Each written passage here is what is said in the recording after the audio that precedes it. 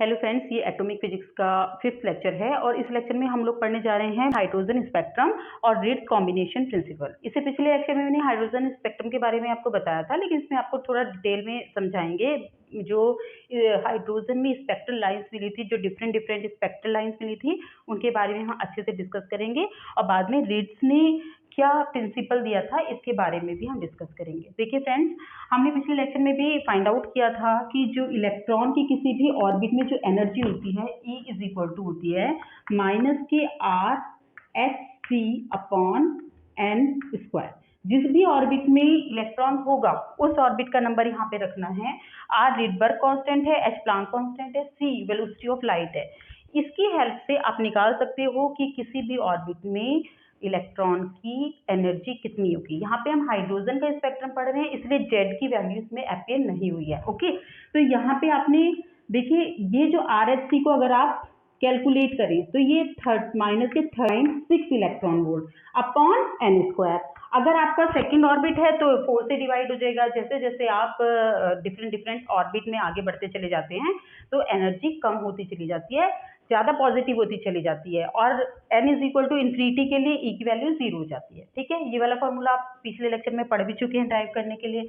और अगर कोई इलेक्ट्रॉन एक ऑर्बिट से दूसरे ऑर्बिट में ट्रांजिट करता है तो जो फोटोन निकलता है, जो रेडिएशन निकलता है, इलेक्ट्रोमैग्नेटिक रेडिएशन निकल रहा है, उसकी जो एनर्जी होगी E is equal to R(h(c)(1/n(f²-1/ni²) इससे दी जाती है।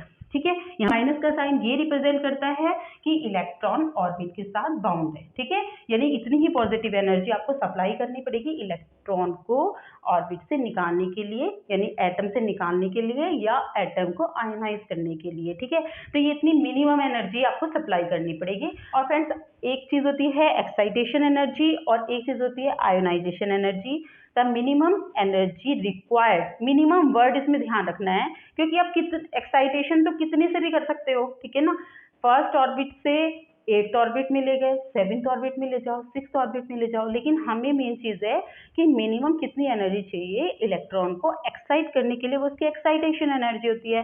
तो the minimum energy required to excite electron from one orbit to another orbit is called excitation energy. The minimum energy required to escape the electron from, detach करने के लिए electron atom से जितनी minimum energy required है वो ionization energy है। क्योंकि आप बहुत ज़्यादा भी सप्लाई करोगे तो निकल तो तब भी जाएगा, लेकिन मिनिमम कितनी चाहिए। जैसे इलेक्ट्रॉन के केस के लिए अगर आप पॉजिटिव 13.6 इलेक्ट्रॉन वोल्ट एनर्जी दे देंगे तब वो आयनाइज हो जाएगा हाइड्रोजन एटम। ठीक है, तो ये चीज़ ध्यान रखनी है। तो ये चीज़ समझ में आई आपको।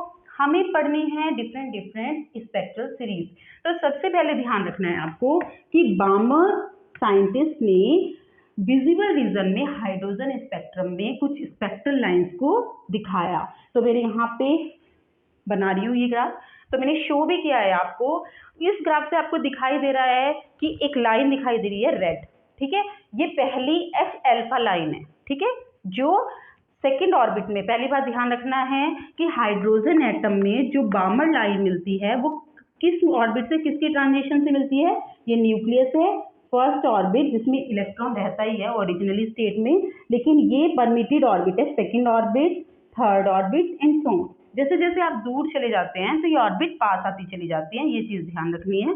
अगर किसी आउटर ऑर्बिट से इलेक्ट्रॉन रेडिएशन को एमिट करके नीचे आता है तो तब उससे आपको स्पेक्ट्रल सीरीज मिलती है। ये मान लिया 4th ऑर्बिट है। ओके, तो आपको जो ये सीरीज मिली, इसको ये जो लाइन मिली वो आपकी H अल्फा लाइन है। तो ये H अल्फा लाइन यहाँ पे हो गई। ठीक है, ये रेड कलर की होती है, ये मैंने शो भी कर दिया है।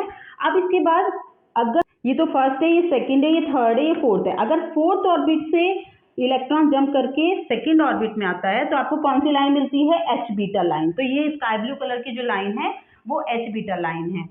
तो आप ये देख रहे हो, ये लाइन मिल गई। उसके बाद 5th ऑर्बिट से अगर जंप करके इलेक्ट्रॉन सेकेंड ऑर्बिट में आता है तो आपको ये पर्पल कलर की लाइन मिली। और आप ये देख रहे हो रेड और स्काई ब्लू के बीच का जो डिफरेंस है वो ज़्यादा है as compare to sky blue और ब्लू के बीच में। तो मैंने आपको पहले भी समझाया था कि जैसे जैसे ये ऑर्बिट बढ़ते चले जाते हैं, इनके बीच की वेवलेंथ का डिफरेंस कम होता चला जाता है और ये लाइन पास आती चली जाती हैं और बाद में एक कंटिन्यूम बनाती है जिसे सीरीज लिमिट कहते हैं। ऐसा हर लाइन में होता है, चाहे वो लाइमन हो, चाहे बामर हो, पार्शन हो, ब्रैकेट हो, फुंड हो। तो बामर ने सबसे पहले इन लाइन्स को देखा था और इनको एक्सप्लेन भी किया था। 1885 में डिस्कवर कर लिया था इन सीरीज को। और मैथमेटिशियन थे बामर, उन्होंने मैथमेटिकली और एम्पिरिकली फॉर्मुलेट किया था, एक फॉर्मूला निकाला था जिस पे बाद में रिडबर्ग ने काम करके एग्जैक्टली वही फॉर्मूला निकाला था जो कि बोर ने बाद में एटम की स्ट्रक्चर को एक्सप्लेन करने के लिए निकाला था। ठीक है, तो इसी तरह से बोर ने तो क्वांटाइजेशन थ्योरी ली थी एटम के स्ट्रक्चर को समझाने के लिए, लेकिन यहाँ पे रिडबर्ग और बामर ने मिलके सेम फॉर्मूला ये निकाला था, E is equal to R 1/2² minus 1/n², जिसमें उन्होंने बताया था n की वैल्यू जो है वो 3, 4, 5 के कॉरस्पॉन्ड डिफरेंट लाइन्स मिल रही है। तो एग्जैक्टली ये निकाल के दिखाया था और रिडबर्ग ने इस कांस्टेंट की जो वैल्यू दी थी 1.097 इंटू 10⁻7 मीटर इनवर्स के इक्वल दी थी। यहाँ पे उन्होंने वेव नंबर निकाला था। ठीक है, ये वेव नंबर के लिए उन्होंने एक्सप्लेन किया था और उन्होंने एग्जैक्टली ऐसे ही प्रूव किया जो कि आप बोर की थ्योरी में वेव नंबर, अगर आप इसको हटा दें, ठीक है, ये एनर्जी है तो एनर्जी h न्यू करें और new is equal to c/λ करें तो h भी हट जाएगा 1/λ और ये इसके इक्वल होगा। ये और ये देखो आप सेम है, बामर सीरीज के लिए फाइनल स्टेट सेकंड स्टेट है और यहाँ पे आपकी n की वैल्यू चेंज हो रही है 3, 4, 5, 6, 3 के correspond is equal to h alpha line, h beta line, h gamma line and so on. इस तरह से फाइंड आउट किया था और ये काम 1890 में हो चुका था। अब बोर का जो एटॉमिक मॉडल आया था वो 1911 में आया था। ठीक है, तो बाद में 1 डिकेड लेटर डी ब्रोगली ने लगभग 9-10 साल बाद अपने मैटर वेव्स के हाइपोथेसिस के बेस पे ये भी प्रूव किया था कि 2πr is equal to n λ होता है। और यहाँ से इन्होंने जो बोर ने एंगुलर मोमेंटम के क्वांटाइजेशन कंडीशन है उसको भी प्रूव किया था। देखिए यहाँ पे उन्होंने lambda is equal to h/p के इक्वल था। ठीक है, और p आपका 2πr इंटू p, पाई को आप यहाँ ले गए थे, ठीक है, और r क्रॉस p की वैल्यू l, तो l is equal to NH cross. तो ये प्रूव करके दिखाया था डी ब्रोगली ने, इससे कि कोई भी ऑर्बिट है उसकी circumference is equal to integer multiple of wavelength की इक्वल होनी चाहिए। तो यहाँ से उन्होंने जो बोर का सेकेंड क्वांटाइजेशन कंडीशन है, बोर की जो क्वांटाइजेशन कंडीशन है कि angular momentum is equal to integer multiple of h cross के इक्वल होता है, वो भी प्रूव करके दिखा देती है। तो मेन चीज़ ये है कि हाइड्रोजन के स्पेक्ट्रम में आपको डिफरेंट सीरीज मिलती हैं। वैसे 5 तरह की सीरीज पहले पढ़ाई जाती है। 1953 में एक नई तरह की सीरीज भी डिस्कवर हुई है, उसे हम्फ्री सीरीज बोलते हैं। हम्फ्री ने की थी HUMPHREYS। इस साइंटिस्ट ने एक और नए तरह की सीरीज को सर्च किया जो कि इंफ्रारेड रीजन में पड़ती है और इसमें जो फाइनल ऑर्बिट है जिसमें एमिशन के बाद इलेक्ट्रॉन आएगा वो n इज इक्वल टू 6 है। अभी आपको बामर सीरीज का पता चल गया। बामर ने इतने पहले जो सीरीज दी थी वो सारी बोर ने अपने एटॉमिक मॉडल सेटिस्फाई कर दिया। सारी सीरीज आपको पता है, मैंने फोटोग्राफ डाल दी है, इसमें आपने को दिखाई दे रहा है कि किस तरह से हाईएस्ट ऑर्बिट से सेकंड ऑर्बिट में आ रही है तो बामर सीरीज है, फर्स्ट ऑर्बिट में आ रही है तो लाइमन सीरीज है, और ऐसी थर्ड ऑर्बिट अगर फाइनल ऑर्बिट है इलेक्ट्रॉन के एमिशन के बाद तब कौन सी सीरीज होती है, पार्शन, फिर ब्रैकेट एंड फुंड। ठीक है, फुंड के लिए जो फाइनल ऑर्बिट है वो 5 है और ऐसे ही हम्फ्रे के लिए जो फाइनल ऑर्बिट है वो 6th ऑर्बिट है। तो इसमें केवल लाइमन सीरीज अल्ट्रावायलेट में पड़ रही है, बामर सीरीज एंड ये बामर सीरीज विजिबल में, पार्शन, ब्रैकेट, फुंड और हम्फ्रे सीरीज जो है वो इंफ्रारेड रीजन में पड़ रही है। ठीक है, इसमें भी एक चीज आपको ध्यान रखनी है कि जो आपको ये स्पेक्ट्रम दिखाई दे रहा है हाइड्रोजन के लिए, जो ये आपको स्पेक्ट्रम दिखाई दे रहा है बामर लाइंस के लिए, इसमें 4 लाइन तो आपको विजिबल रीजन में दिखाई दे रही हैं और जो 2 लाइनें हैं, मतलब टोटल 6 लाइन स्पेक्ट्रल लाइंस को सर्च किया गया, वो दोनों लाइन भी नेक्ड आई से देखी जा सकती हैं, जो कि इसमें दिखाई तो नहीं दे रही हैं आपको, वो दोनों भी दिखाई देती हैं, लेकिन वो क्योंकि उनकी वेवलेंथ अल्ट्रावायलेट रीजन में आ जाती हैं, तो इसीलिए वो थोड़ी सी अल्ट्रावायलेट रीजन में होती है, ऐसे आपको ग्राफ में पता नहीं चल रही है। ठीक है, तो ये चीज तो हो गई फ्रेंड्स हाइड्रोजन स्पेक्ट्रम के लिए। आई थिंक इससे रिलेटेड कोई और प्रॉब्लम होनी नहीं चाहिए, नहीं तो आप मुझे कमेंट में लिख के कुछ और एक्सप्लेन करना है तो वो पूछ सकते हैं। अब हम देखते हैं कि रेट्स कॉम्बिनेशन प्रिंसिपल क्या है। तो फ्रेंड्स अब बात करते हैं रेट्स कॉम्बिनेशन प्रिंसिपल। रेट्स ने 1905 में एक एम्पिरिकली ऑब्जर्व रेगुलरिटी देखी हाइड्रोजन स्पेक्ट्रम में। उसके अकॉर्डिंग उन्होंने देखा और फॉर्मुलेट भी किया कि द प्रिंसिपल ये स्टेट करता है that there are pairs of spectral lines with the property that the sum and difference of their wave number is also a wave number of a spectral lines of the same atom। ये जो इसका statement है ये बड़ा simple है। इसके according hydrogen spectrum में जो वेव नंबर देखा गया, ठीक है, क्योंकि उस टाइम पे वेव नंबर को ही ज़्यादा लिया जाता था। वेव नंबर को ऐसे रिप्रेजेंट करते हैं और वेव नंबर वेवलेंथ की इन्वर्सली प्रोपोर्शनल होता है। ओके, बामर ने भी वेव नंबर के लिए फॉर्मूला निकाला था। तो वेव नंबर के बारे में ही दिया हुआ है जो कि फ्रीक्वेंसी के प्रोपोर्शनल होता है। ठीक है, तो आप फ्रीक्वेंसी को रख सकते हैं इसके इक्वल।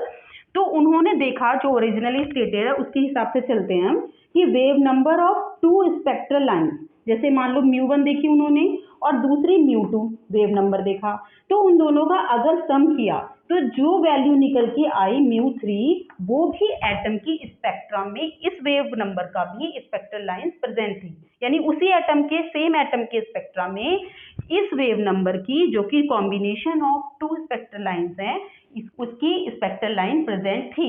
ठीक है, तो ऐसे बहुत सारे पेयर उन्होंने ढूंढे और उन्होंने कहा कि कुछ ऐसे पेयर्स भी थे जिनमें दोनों वेव नंबर का जो डिफरेंस है और उससे जो निकला, तो हम इसे प्राइम कर दें, इससे कंफ्यूजन ना हो, कि इनका अगर सब्ट्रैक्ट किया तो जो वेव नंबर निकला इस वेव नंबर की स्पेक्ट्रल लाइंस भी हाइड्रोजन स्पेक्ट्रम में प्रेजेंट थी।